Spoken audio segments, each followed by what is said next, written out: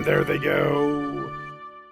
What's up, everybody? Welcome back to RacingDudes.com. Today, I'm going to preview the Pennine Ridge Stakes at Belmont Park on Saturday. It's going to go off as race number 9. It's a Grade 2 race and a pretty competitive one as well. We're going to go 1 1/8 miles on the turf. Now, if you've been paying attention to weather early in the week, it's been raining at Belmont. I don't expect this race to come off the turf, but if it does, the number 1 horse, Gilded Age, who's coming back from Dubai, he's probably the one to look at more than anything else, because there's just not a lot of dirt for him outside of the number 1 Gilded Age. So if it comes off the turf, look out for Gilded Age. If it stays on the turf, it becomes very interesting. We've got 2 Chad Brown entries in here, in the number 4 and the number 7.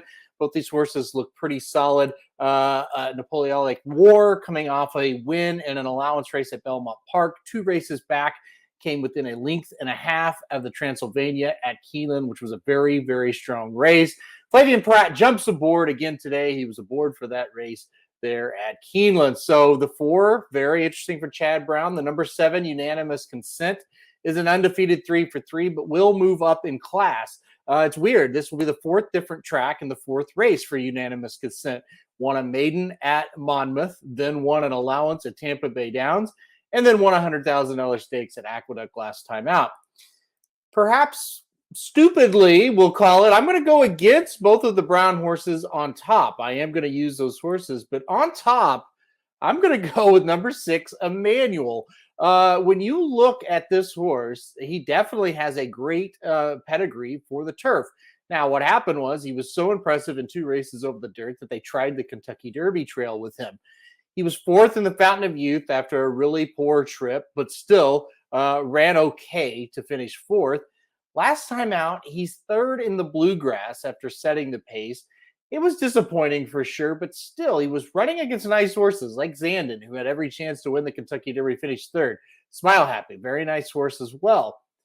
I don't think he's going to face as good of horses here. I think the turf is probably what he wants to do when you look at his pedigree. And when you look at the pace of this race, Emmanuel looks like he's going to be out there by himself. I don't see a lot of other speed in the race. I mean, you look at the 7 for Chad Brown, no, not a lot of speed. You look at the 4 for Chad Brown, usually 3 or 4 lengths off of it. I think the 6 Emmanuel gets out to the front, and I think he's by himself. So my top pick is going to be the number 6 Emmanuel. If you're looking for a little bit of a price in this race, and it's kind of hard to get with 6 horses, but the number 3 Limited Liability for Shug McGahee makes a little bit of sense for me. Jose Ortiz back aboard again today. Last time out, this horse came back off of a layoff at Keeneland, won a $110,000 allowance race, going 1/16 over the turf.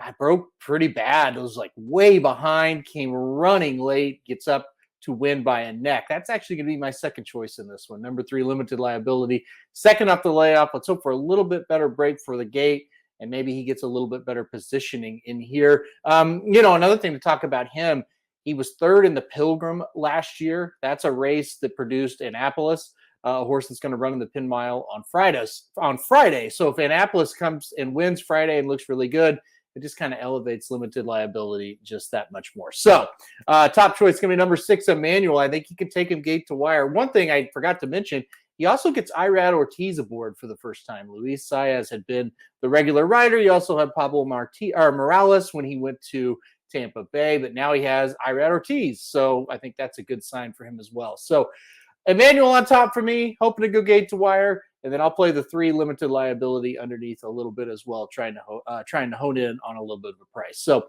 thanks everybody for watching. I think it's going to be a good weekend of racing at Belmont Park. We got a lot of interesting races, and Penn National as well on the turf, and you got a preview there of the Penn Mile up on the website as well. So thank you all for watching this one. Stay tuned. We've got a lot more previews coming up. Also got the big races at Churchill Downs.